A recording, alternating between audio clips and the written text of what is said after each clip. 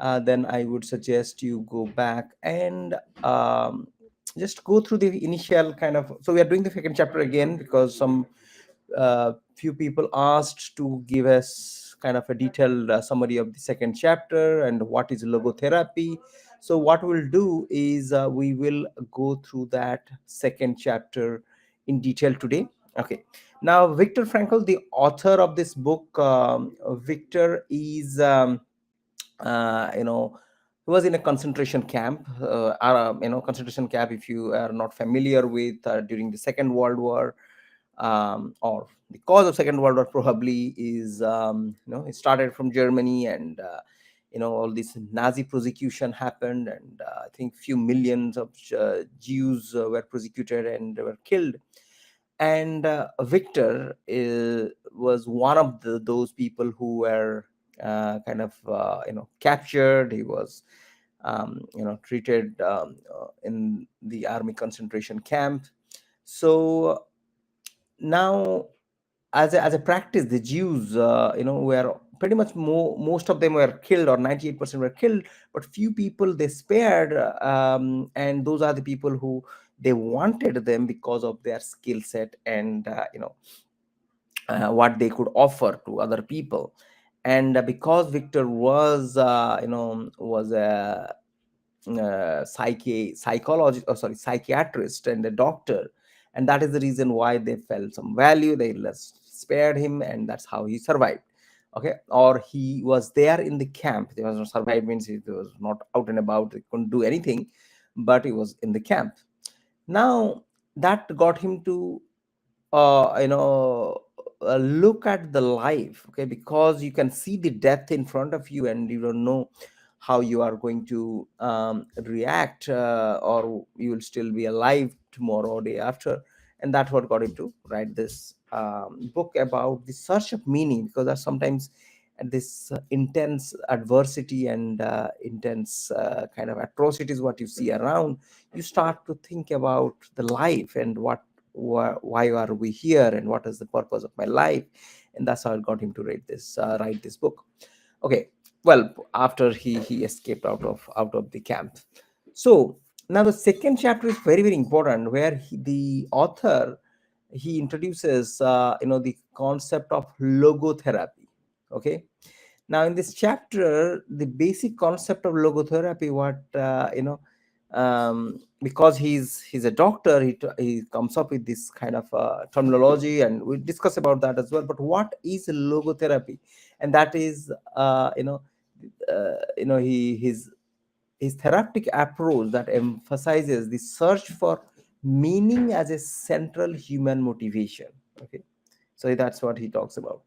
Now, Frank begins by explaining the term logotherapy. He talks about what is it. He says that it is derived from a Greek word called logos, which can be translated, as the word translation of logos is meaning.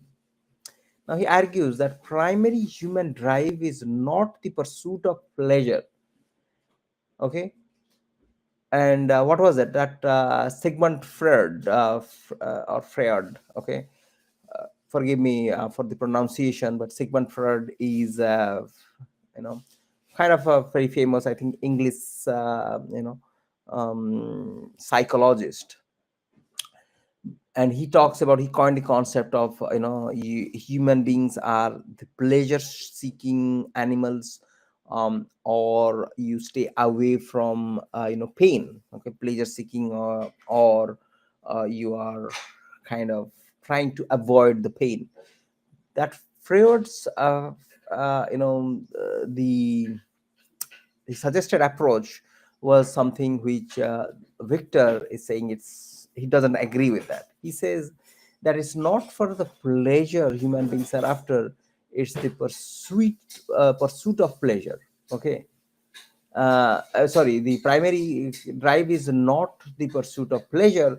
What he says about the pursuit of meaning. Okay, now pleasure and meaning, they have two different kind of um, I would say that is two different things altogether, but it can be connected as well. So he says that Sigmund Freud, pursuit of pleasure, or he says out pursuit of power, suggested by Adler. Okay, so Sigmund Freud is about human beings, purpose of human beings' life. They say about what they strive for is pleasure, and Adler talks about the pursuit of power. But Victor talks about it as the pursuit of meaning. Okay, now pleasure, power, and meaning. Okay, so the three different things. What are we always? What are we after? If you see, if you talk about the pleasure as well, a lot of time, you'll see that okay, people having a immensely, they have everything what they want, and they have a lot of money. So that means the pleasure, they have the opportunity to have all the pleasures in this world. Okay, however, they may not feel fulfilled. Okay, if they haven't arrived, or they haven't come up with the meaning of their life. Okay, so that means you are kind of just an animal. Okay, if you haven't found your meaning. Okay, because pleasure seeking is, any animals as well, they are after pleasure seeking. Okay, they are after food and probably procreation. Okay, that's what their life is all about for them.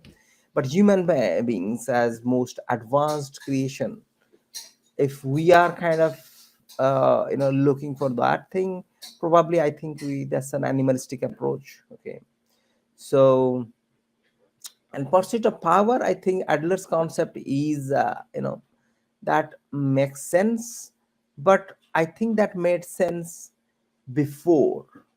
Okay, before, kind of when human intelligence was not as much as it is today.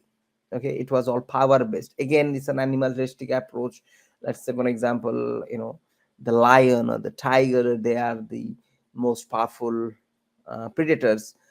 So what happens there is, they look for power, or in a kind of herd. All these animals, if you see, they always want to portray the power. Okay, who is most powerful. However, human beings, as we are kind of a most advanced, in terms of our intelligence and ability to think, and that is the reason why the author talks about the meaning. When you found a meaning, or you attach a meaning to your pursuit. Okay, what you are looking for, what we're going for, then it makes kind of your life becomes more meaningful. So now the concept of existential vacuum, okay, he refers to that, which he refers a sense of emptiness and meaninglessness that individuals might experience when they lack a clear sense of purpose.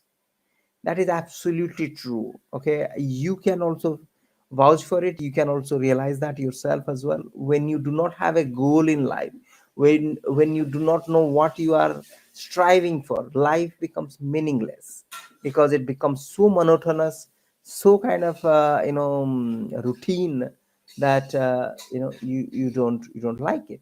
You don't. So when, as human beings, when you have goals, you want to accomplish certain things, you wanted to go somewhere and do things, so that is when you feel that pleasure. So, as they say, Bill Britt, one of my mentors, I would say, hasn't been a personal mentor, but he was kind of audios and kind of talks I have listened to. He says that as well. It's the the happiness, even I think it's Thomas Jefferson in the American Constitution, in pursuit of happiness, he talks about that as well. The happiness is not an end goal.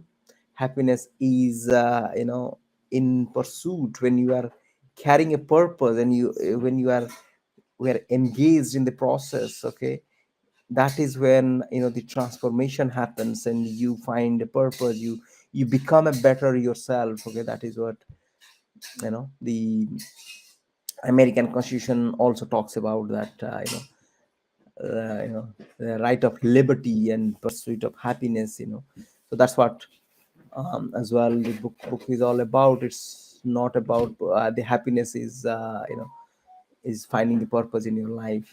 Okay. Now, anyways, so hinted in the concept of existential vacuum, which refers to a sense of emptiness and meaninglessness that individuals might experience when they lack a clear sense of purpose. Frank also suggests that this vacuum can lead to various psychological and emotional issues. Sense of emptiness, meaninglessness. So that means you need to have a purpose in your life.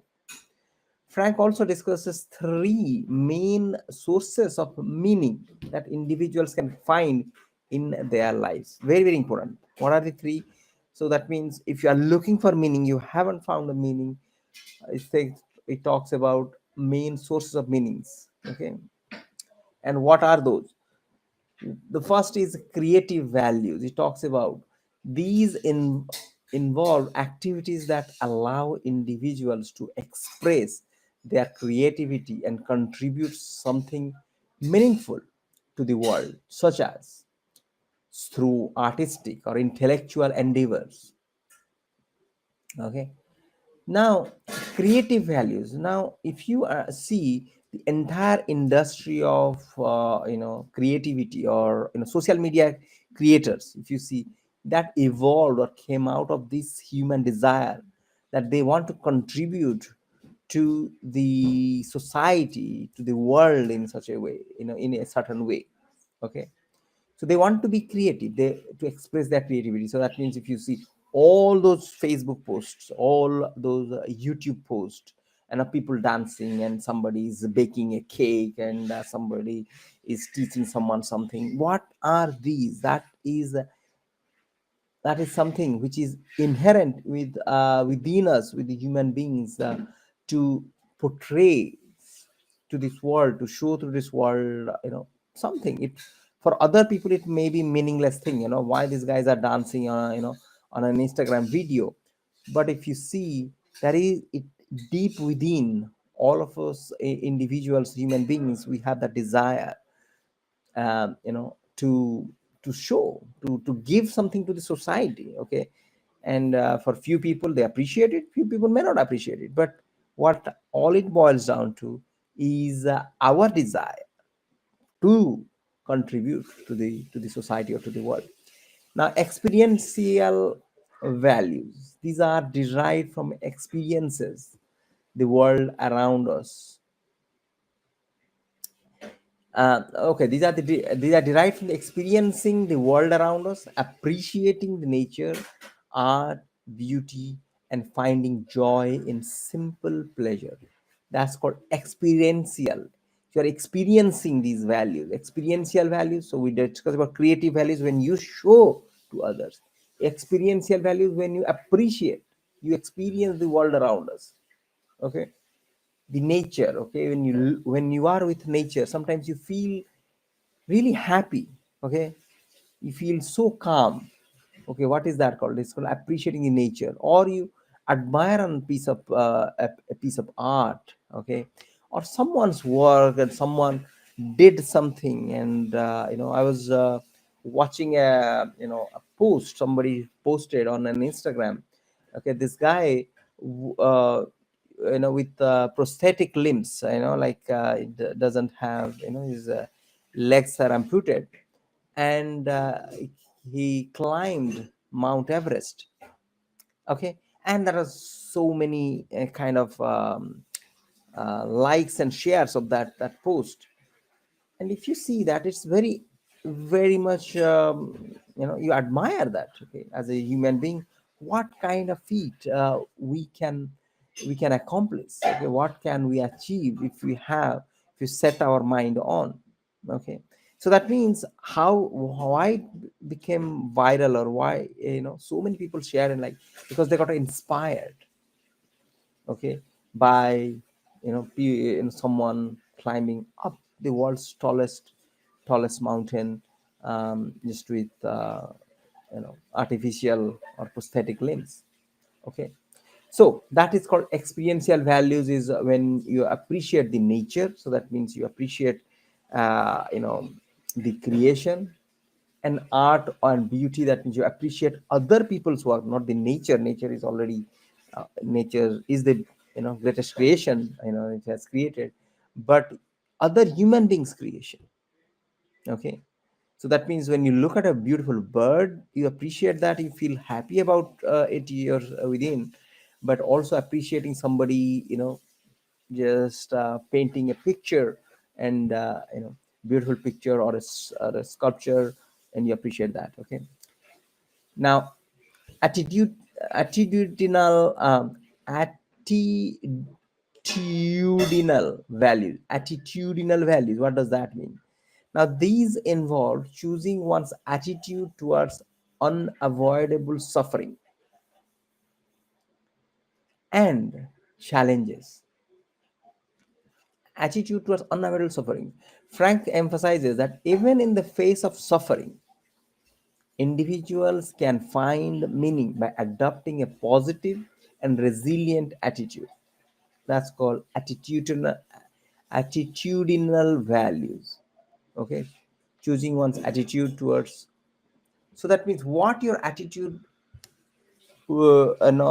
is, or how you react, okay, to a negative kind of an experience or suffering. Okay, for example, this is a book is all about, because he went through that third one, which is attitudinal values, because he derived meaning from the attitudinal values. So he could find that, okay, in a concentration camp, he, you know, he has to go through all this suffering, because he sees death.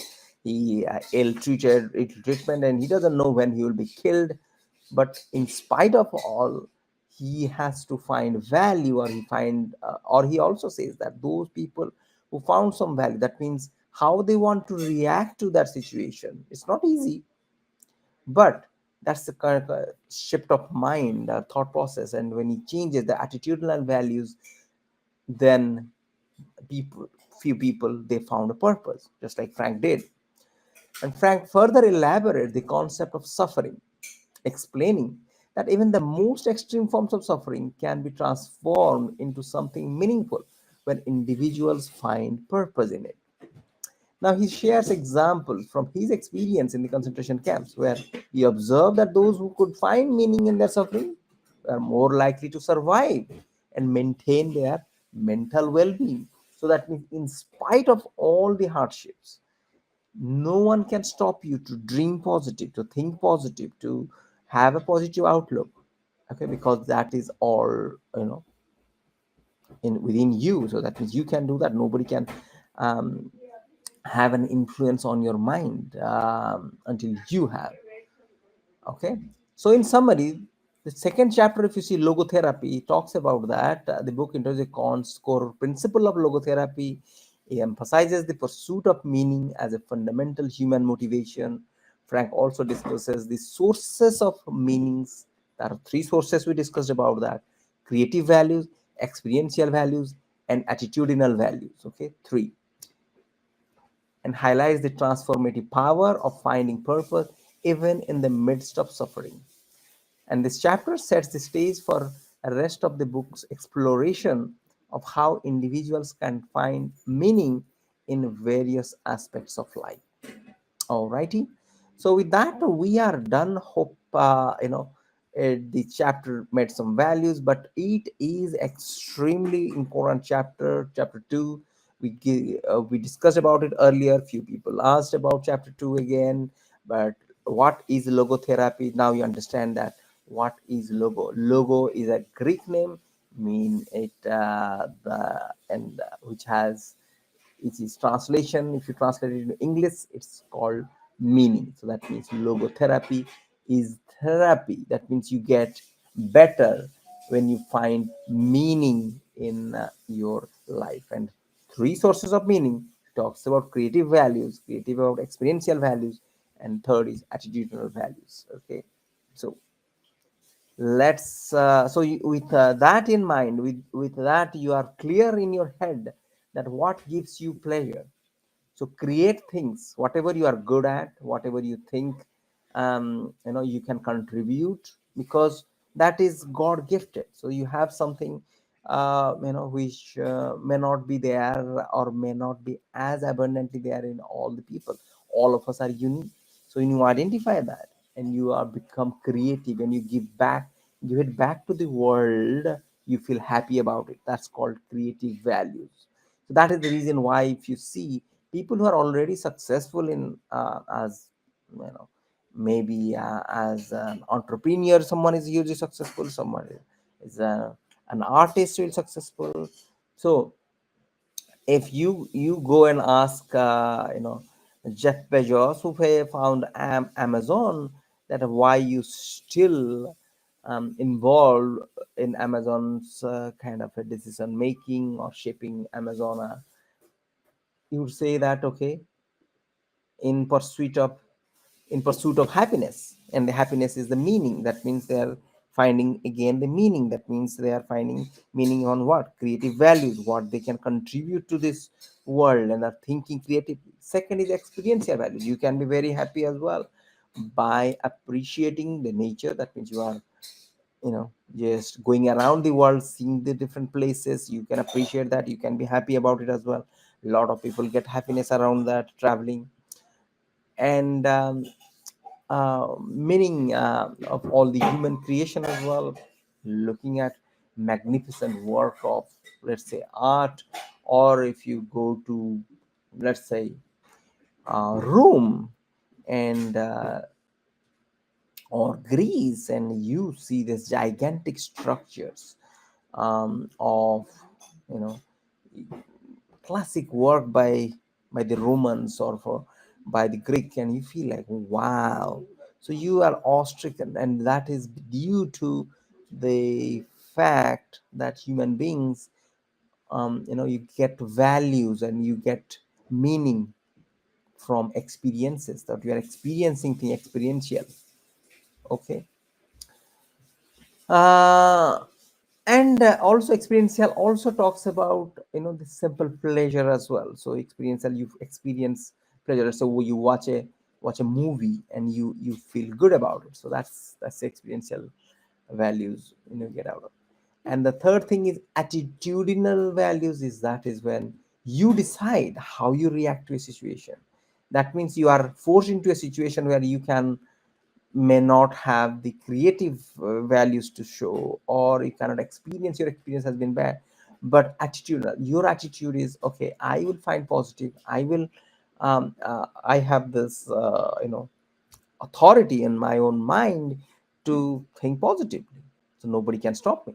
So that is when you can get more values as well from